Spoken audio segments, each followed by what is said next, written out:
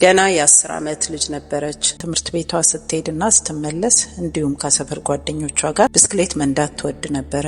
ከዚህ በፊት ስፍር ቁጥር የሌላቸውን ጊዜያት በሰፈሯ የተለመደ መንገድ ላይ በብስክሌት ትጓዝ ነበረ።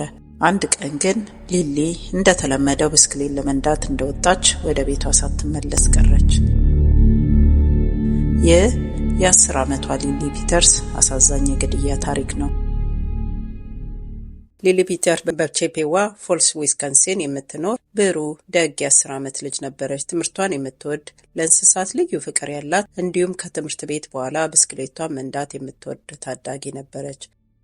ሊሊ የምትኖርበት ዊስኮንሲን ጸጥ ያለ መንደር፣ ወላጆች በበረንዳ ላይ እርስ በርሳቸው እጃቸውን የሚያውለበልቡበት፣ ልጆች ያለ ፍርሃት ብስክሌት የሚነዱበት እና የሚጫወቱበት፣ በዛ አካባቢ ያሉ የደን መንገዶች ደግሞ ለማህበረሰቡ ወደ ቤት የሚሄዱበትና ከቤት የሚወጡበት አቋራጭ መንገድ እንጂ ህዝቡ አንድ ቀን እንኳን እንደ ስጋት የሚያዩት መንገድ አልነበረም።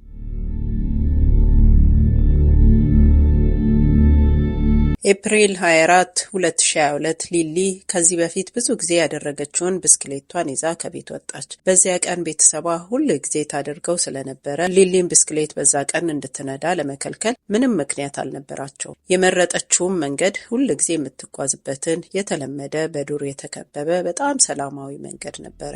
ነገር ግን ሊሊ የዛን ቀን ሌላ ጊዜ ከምትመለስበት ሰዓት ዘገየች።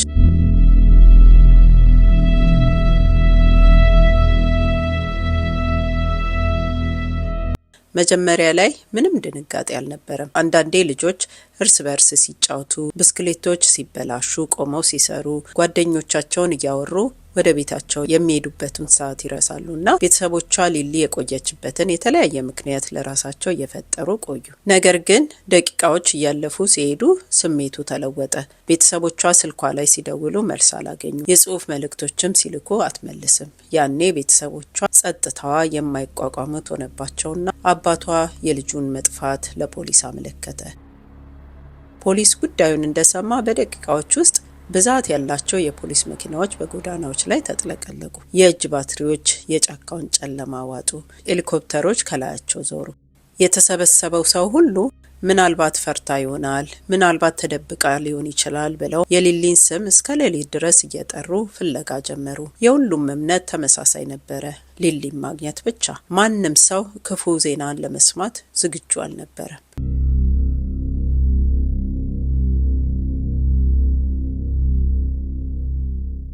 መላው ሊሊ ይፈልግ የነበረ ማህበረሰብ እኩለ ሌሊት ካለፈ በኋላ በአንድ ቦታ ላይ የሚያስቆማቸው ነገር መጣና ቆመዋል። የማይታሰብ ነገር ተከስቷል። ሊሊ ብስክሌቷን እየነዳች ከቤቷ ከወጣች ብዙም የማይርቅ ጫካ ውስጥ አስከሬኗ ተገኘ።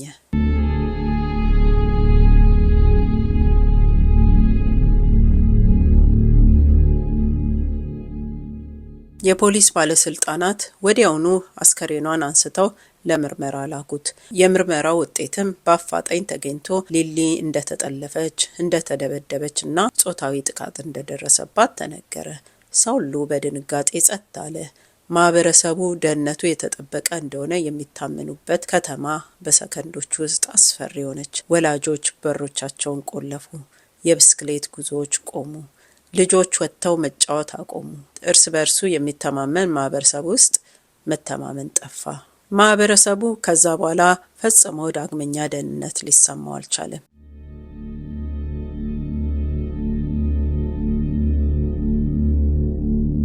የሊሊ አስከሬን ከተገኘ በኋላ ፍለጋው ቆመ።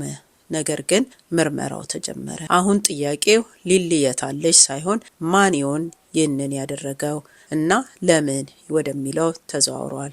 ፖሊስ ልጆች በአንድ ወቅት በነጻነት ብስክሌት የሚነዱባቸውን የጫካውን መንገድ በቢጫ ቴፕ ዘጋው። የፎረንሲክ ቡድኖች ሁሉንም ነገር በጥንቃቄ መዘገቡ። ልክ ያልሆነ የአፈር አቀማመጥ፣ የተሰበሩ ቅርንጫፎች፣ የልብስ ክር፣ የጎማና የጫማ ምልክቶችን አገኙ። የሊሊ አስከሬን የተገኘበት ቦታ ያልታወቀ መንገደኛ ከመንገድ ዳር እንዳልወሰዳት ይጠቁማል። ወንጀሉ በጫካ ውስጥ በዘፈቀደ የተፈጸመ ጥቃት እንዳልነበረም ይናገራል። ለመርማሪዎቹ አጥቂው አካባቢውን በደንብ የሚያውቅ ጫካ ውስጥ ያለውን ነገር ሁሉ ያጠናና የሰዎችን መተላለፊያ ሰዓት ጠንቅቆ የሚያውቅ እንደሆነ ተረዱ። መርማሪዎች ይህንን ሲያውቁ ወዲያውኑ የሊሊን የስልክ መረጃ ጠየቁ። ነገር ግን የሊሊ ስልክ ላይ ምንም አይነት መልእክትም ጥሪም ምንም አይነት እንቅስቃሴ የለም።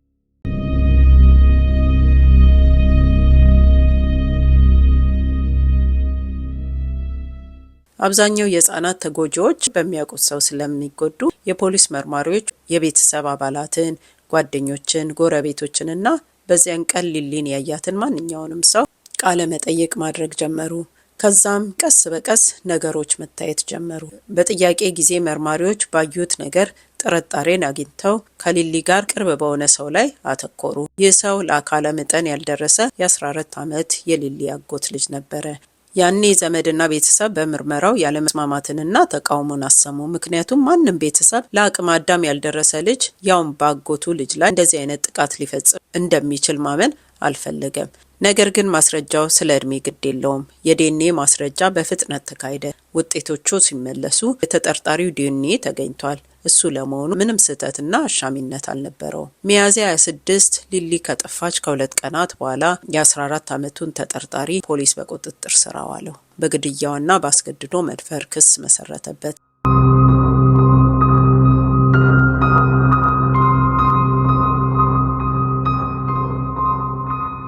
እንደ ባለስልጣናት ገለጻ ሊሊን መግደሉን እና እሷን ለመግደል እና ለመድፈር እቅድ እንደነበረው አምነዋል። የ14 ዓመቱ ተጠርጣሪ የ10 ዓመቱን ያጎቱን ልጅ ሊሊን አብረው እንዲወጡ ጠየቃት። ሊሊ ብስክሌቷን ይዛ እሱ ደግሞ አበቦርዶ እየነዱ ከሰፈራቸው ብዙም ሳይርቁ ሊሊን ሆዷን መታትና መሬት ላይ ገፈተራት። ከዚያም በትልቅ ዱላ 3 ጊዜ ጭንቅላቷን መታትና እስክትሞት ድረስ አንቆ ገደላት። ከዚያም ከሊሊ አስከሬን ጋር የጾታ ግንኙነት ፈጸመ። ከዛም ፈርቶ ወደ ቤቱ ሄዶ ሻወር ከወሰደና ልብሱን ከቀየረ በኋላ ወደ ቦታው ተመልሶ የሊሊን አስከሬን ጥቂት ጎትቶ በቅጠል ሸፍኖ ተመልሶ ወደ ቤቱ እንደገባ ተናግሯል። ፖሊስ ተጠርጣሪው ለአካለ መጠን ያልደረሰ ስለሆነ ጉዳዩ ወዲያውኑ ወደ ታዳጊዎች ፍርድ ቤት እንዲታይ ያደረገ። ከዛም ሕጉ ይህንን ጉዳይ በተለየ መንገድ ይመለከተው ስለነበረ የተጠርጣሪው ስም ለሕዝቡ ተደበቀ። የፍርድ ቤት ሂደቶች ለሕዝቡ ተዘጉ። ይህ የሆነው ወንጀሉ አነስተኛ ስለሆነ ሳይሆን በተጠርጣሪው እድሜ ምክንያት ነበረ። ነገር ግን እንደዚህ መሆኑ ፍትህንና ፍርድን የሚጠብቁ ሰዎችን አስቆጥቷል።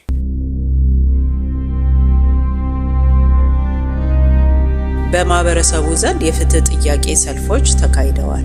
የሀዘን መግለጫ ሻማዎች፣ አርቲፊሻል እንስሳትና አበቦች በመንገዱ ላይ ተዘርግተዋል። በወንጀሉ ክብደት ምክንያት አቃቢ ሕጎች ተጠርጣሪው እንደ አዋቂ እንዲከሰስ ጠየቁ። ፍርድ ቤቱ በጥር 2024 ተጠርጣሪው እንደ ትልቅ ሰው ችሎት እንደሚቀርብ ወስኗል። በመጀመሪያ ደረጃ ሆን ተብሎ ግድያ፣ በአንደኛ ደረጃ ጾታዊ ጥቃትና ከ13 ዓመት በታች በሆነ ሕፃን ላይ ከፍተኛ የአካል ጉዳት በማድረስ ተከሷል። የፍርድ ሂደቱ ኖቬምበር 2 2026 ይጀምራል። ከተፈረደበት የዕድሜ ልክ እስራት ይጠብቀዋል።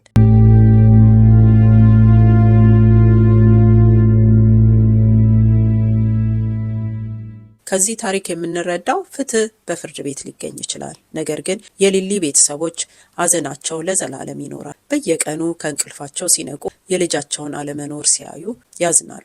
እንደነዚህ አይነት ታሪኮች በቀላሉ መልሶችን የምናገኝለት ታሪኮች አይደሉም። ምክንያቱም ተጠያቂው ሰው ተደብቆ የነበረ አዋቂ ሰው ሳይሆን በግልጽ የሚታይ ታዳጊ ነበር።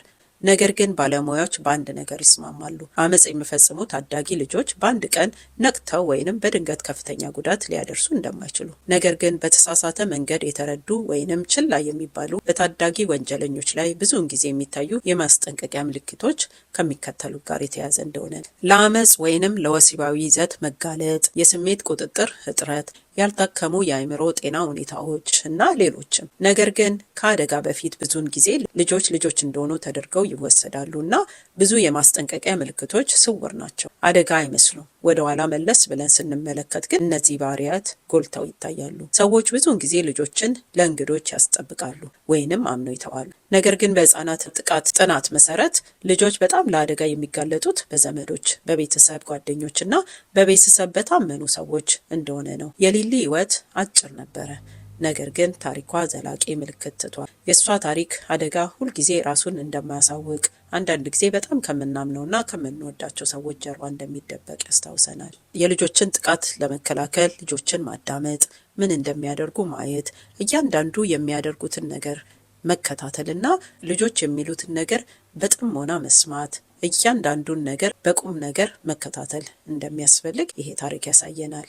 የዛሬው ታሪክ ይህንን ይመስላል። እስከ መጨረሻው ከኔ ጋር ሆናችሁ ስለተከታተላችሁን ከልቤ አመሰግናለሁ። ሌላ በአሜሪካ ውስጥ የተፈጸሙ እውነተኛ የወንጀል ታሪኮችን መስማት የምትፈልጉ ከሆነ ይህንን ቻናል ሰብስክራይብ ካላደርጋችሁ ሰብስክራይብ እንድታደርጉ በአክብሮት ጋብዛችኋለሁ። ሰብስክራይብ ያደረጋችሁ ደግሞ ላይክ፣ ሼር በማድረግ ይህንን ቻናል የማያውቁ ሰዎችን እንድታደርሱልኝ በትህትና ጠይቃችኋለሁ። ስለምትሰጡኝ ምክርና አስተያየት ከልቤ አመሰግናለሁ። በሌላ ታሪክ እንገናኛለን። እስከዛው ደህና ሁኑ። ባይ